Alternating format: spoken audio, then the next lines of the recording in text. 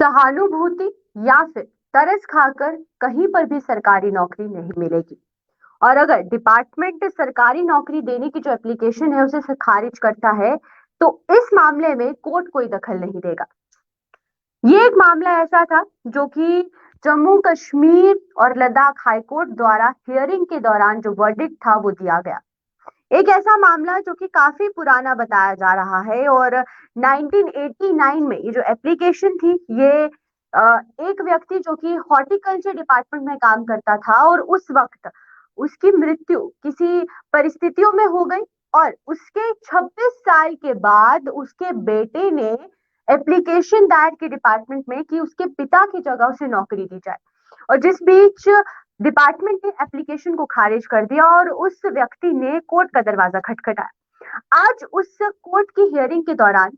एक जो वर्डिक्ट था वो जम्मू कश्मीर लद्दाख हाईकोर्ट द्वारा दिया गया, जहां पर यह कहा गया है कि सहानुभूति से किसी को भी सरकारी नौकरी नहीं दी जाएगी, क्योंकि ये कानूनी तौर पर सही नहीं है। यानी कि अगर किसी भी घर में किसी भी व्यक्ति की मृत्यु हो जाती है जो कि ब्रेड अर्नर होता है, यानी कि उस घर में इकलौता शख्स जो कि कमाने पैसे कमाने वाला है या फिर नौकरी करने वाला है, और उसकी किसी भी परिस्थितियों में मृत्यु हो जाती है, तो उसके फैमिली मेंबर को जो नौकरी देना है वो कहीं पर भी कानूनी सही नहीं है। लेकिन फिर भी जम्मू कश्मीर में ये यहाँ पर इस तरीके से देखने को मिलता है कि अगर किसी भी व्यक्ति की मृत्यु हो जाती है जो कि सरकारी नौकरी कर रहा है या फिर सरकारी डिपार्टमेंट में किसी भी पोस्ट पर काम कर रहा है, तो उसके घर के किसी एक व्यक्ति को एक जो नौकरी है वो दी जाती है, उससे कम रैंक पे नौकरी दी जाती है, लेकिन जो नौकरी है सरकारी नौकरी वो उसे दी जाती है, लेकिन एक टाइम पीरियड के अंदर।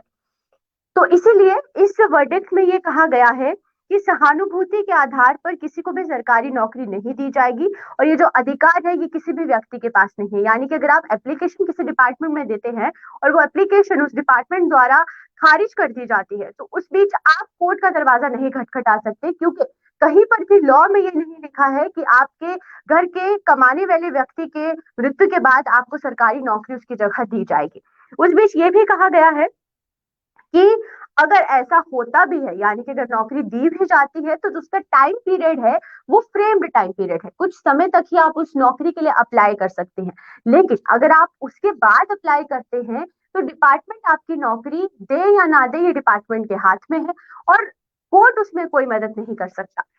और इसके बाद से ये बताया गया है कि 19 जुलाई 1989 में एक व्यक्ति की हत्या कर दी गई थी जो कि हॉर्टिकल्चर डिपार्टमेंट में काम करता था, और उसके बाद उसके बेटे द्वारा 26 साल के बाद एप्लीकेशन फाइल की गई डिपार्टमेंट में कि वो सरकारी नौकरी उसके पिता की उसको दी जाए, जिसको कि डिपार्टमेंट ने खारिज कर दिया था। और फिर डिपार्टमेंट के खारिज होने के बाद उस व्यक्ति ने कोर्ट का दरवाजा खटखटाया था, और कोर्ट ने साफ कह दिया कि कानूनी तौर पर ये कहीं पर भी नहीं लिखा गया है कि एक व्यक्ति की नौकरी उसकी मृत्यु के बाद उसके किसी परिजन को दे दी जाए, तो इसीलिए कोर्ट इसमें कोई मदद नहीं कर सकता। और इसके बाद ये भी बताया गया है, जो वर्डिक्ट में लास्ट में ऐड किया गया है, कि परिवार की आर्थिक मदद के लिए सहानुभूति के तहत कोई नौकरी सरकार नहीं दे सकती है, उसके परिवार को नहीं दे सकती है, लेकिन अगर देती भी है तो एक टाइम पीरियड के अंदर देनी चाहिए, और परिवार का कोई अधिकार नहीं है कि वो नौकरी मांग सकता है। और दूसरी बात ये है कि अगर विभाग द्वारा यानी कि डिपार्टमेंट द्वारा एप्लीकेशन को खारिज किया जाता है, तो उसके पास पूरा हक है कि वो एप्लीकेशन को खारिज कर सकता है, क्योंकि उसके पास जो कानूनी अर्जी को रद्द करने का जो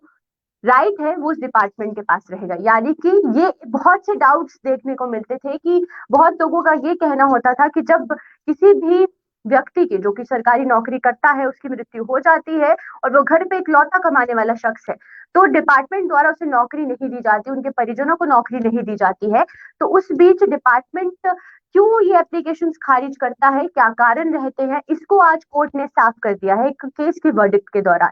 तो चलिए, अभी के लिए फिलहाल ये खबर आप तक पहुंचाना जरूरी था कि जम्मू कश्मीर लद्दाख हाईकोर्ट ने किस तरीके से कहा है कि सरकारी नौकरी तरस खाकर किसी को भी नहीं दी जाएगी, और ना ही सहानुभूति के तौर पर जो नौकरी है वो किसी को दी जाएगी। तो चलिए, अभी के लिए फिलहाल आप इजाजत दीजिए मुझे। नमस्कार।